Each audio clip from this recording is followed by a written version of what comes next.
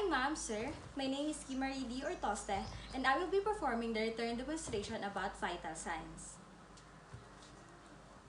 So first, we need to check the chart or the doctor's order for the client's name, frequency, and baseline data to ensure that the procedure to be done is right. And then after that, let's prepare the equipment at the bedside table so that we can save time and energy when executing the procedure. And then after that, let's wash our hands or cleanse our hands and observe any other appropriate infection prevention control. It is necessary to always observe the infection control in every nursing procedure. And then, let's identify the client and explain the procedure to the client. So, good afternoon, ma'am. I will be your student nurse for today, and my name is Kimari D. Ortoste. May I know your name, ma'am? Liana Shakalawa. How about your birth date, ma'am? June 30, 2012. So, ma'am, later on, we'll be performing the vital signs. First, I will be taking your axillary temperature, and then rectal, and then your respiratory rate, pulse, and your BP. Is it okay, ma'am? Yes. Okay. And then after that, let's provide for the client's privacy. For example, draw the curtain, close the door, so that the client will feel secure and comfortable with you.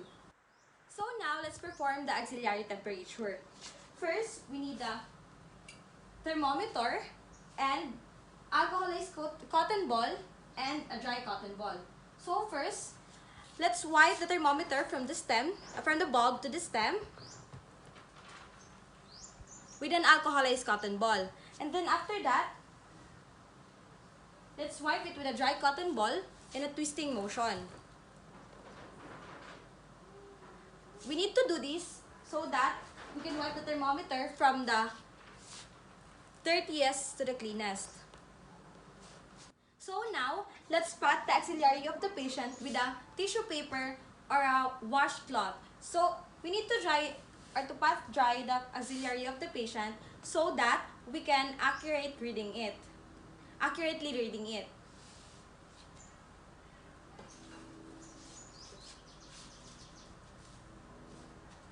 Ma'am, can you please raise your hands? Ma'am, mag-trapo ako, ma'am, ha?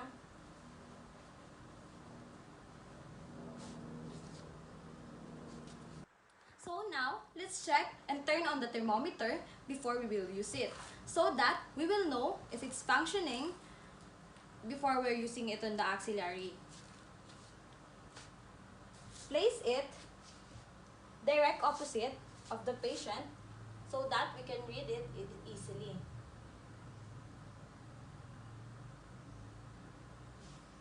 And then, we will wait when the thermometer emits a sound. That means it is done.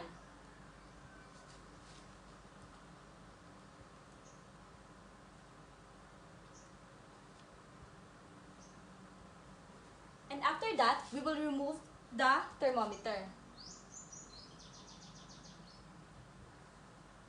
So now, when we remove it and the axillary of the patient, let's wipe it with a dry tissue paper from stem to bulb. And then after that, let's read it at the eye level. And if we're done reading it, we write it on a jot down notebook.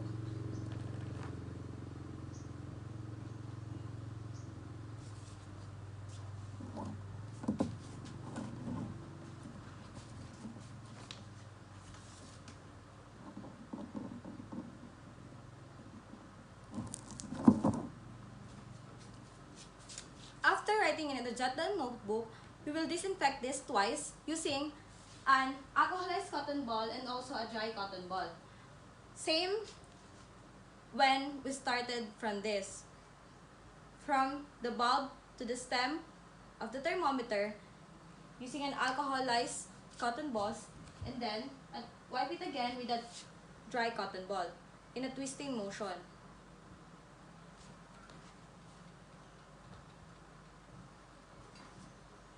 And then place it in a protective area.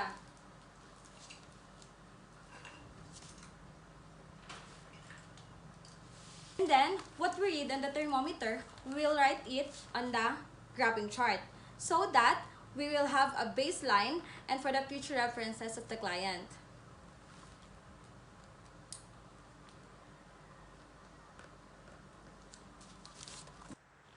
So now, let's proceed in the oral temperature. So first, same in the auxiliary temperature, we will wipe from the bulb to the stem of the thermometer using a CB sterile water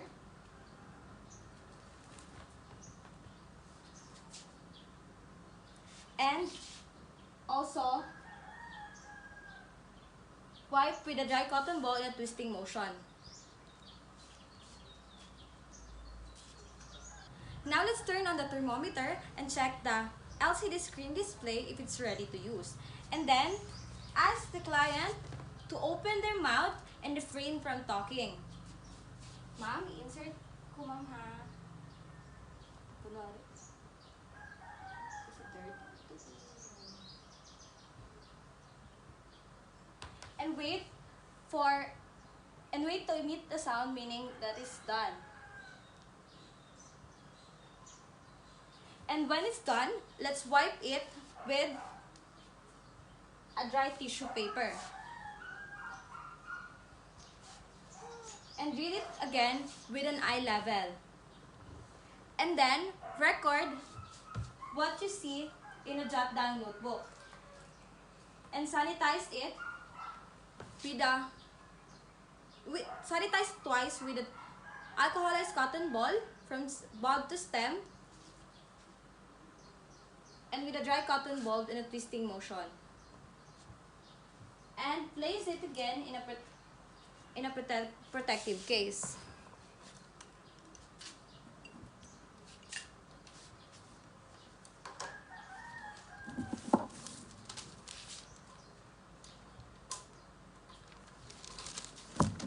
So now let's proceed in assessing the pulse rate, the radial pulse. We need to wear a second hand or indicator, the watch. And then let's position the client appropriately. We need to assess them in a supine position or in a sitting position so that we can perform on getting the pulse rate or the radial rate in a comfortable. Ma'am, can you please sit down? Ma'am, can you sit properly? So now let's place the client's arm next to the body with the palm downward. And then after that, using the 3 fingers, we will locate the radial artery. Now, I'm gently feeling the artery and I will apply enough pressure so that I will feel the superficial artery contract with the heartbeat. And I will count in a 1 full minute.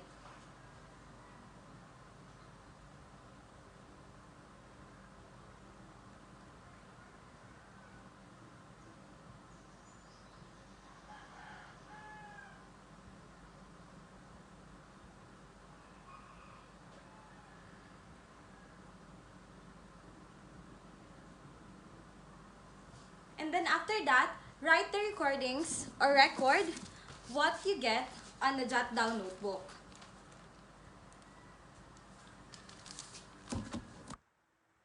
So now let's proceed on taking the apical pulse of the client. So we still need to wear a second hand watch or an indicator. And then position the client appropriately in a supine position or in a sitting position. Ma'am, sit properly po.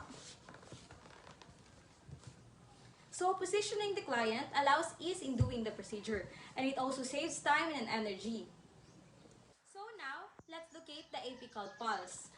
Let's expose the chest over the apex of the heart and provide for the client's privacy, of course, so that they can feel comfortable in doing this procedure. Now, let's cleanse the diaphragm of the stethoscope with a alcoholized cotton ball.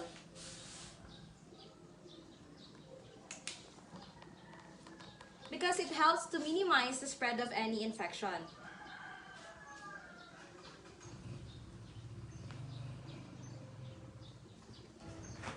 Warm the diaphragm of the stethoscope by placing it on your palm in a moment.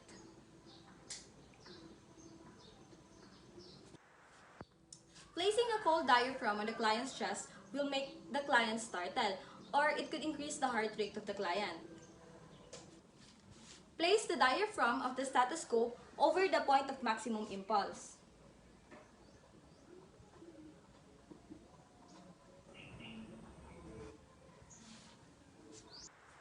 Placing it on the right location will provide a loudest and most distinguishable sound of the heart.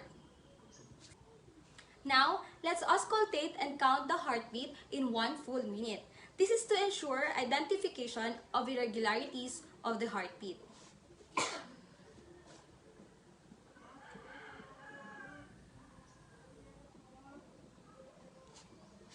Now, let's record the result on a jot-down notebook and plot it in a graphic chart. It is necessary so that you keep the baseline data and to monitor future references and monitor the progress of the client. So now let's proceed on assessing the respiratory rate. So while the finger is still in place while taking the radial pulse, observe the rise and fall of the chest of the client and then note for the rhythm, depth, and the character of the respiration. Taking the respiration while taking the radial pulse of the client will help them to breathe consciously, which usually giving the usual rate.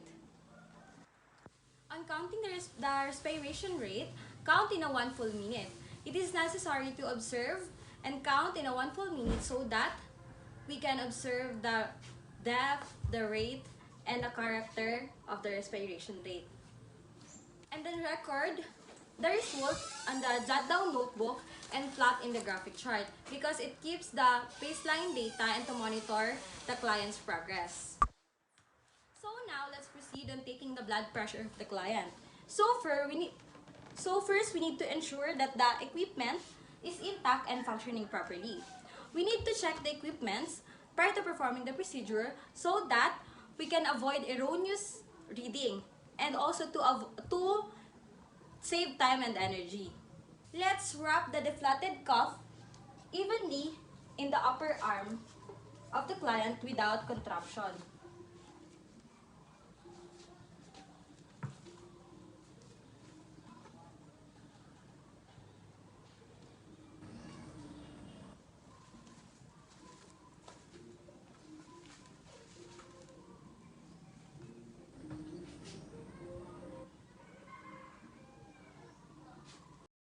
Let's locate the brachial artery. Now, let's locate or palpate the brachial artery using the 2 or 3 finger pads. Relax lang, ma'am.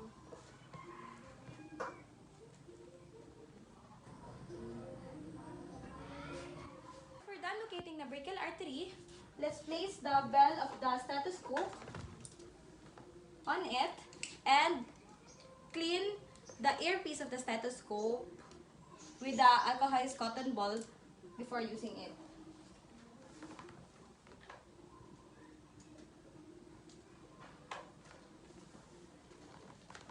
So now, let's auscultate the client's blood pressure.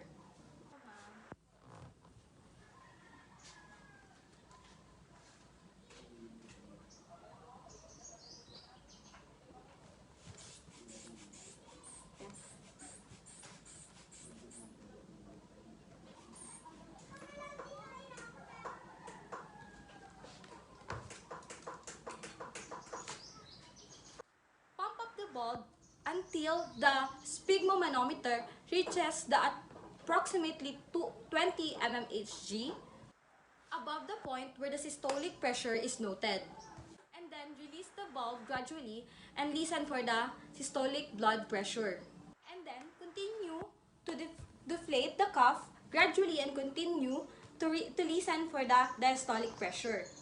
And then after everything, record the result on the jot down notebook and plot on the graphing chart so that we will keep the baseline data and monitor the client's progress.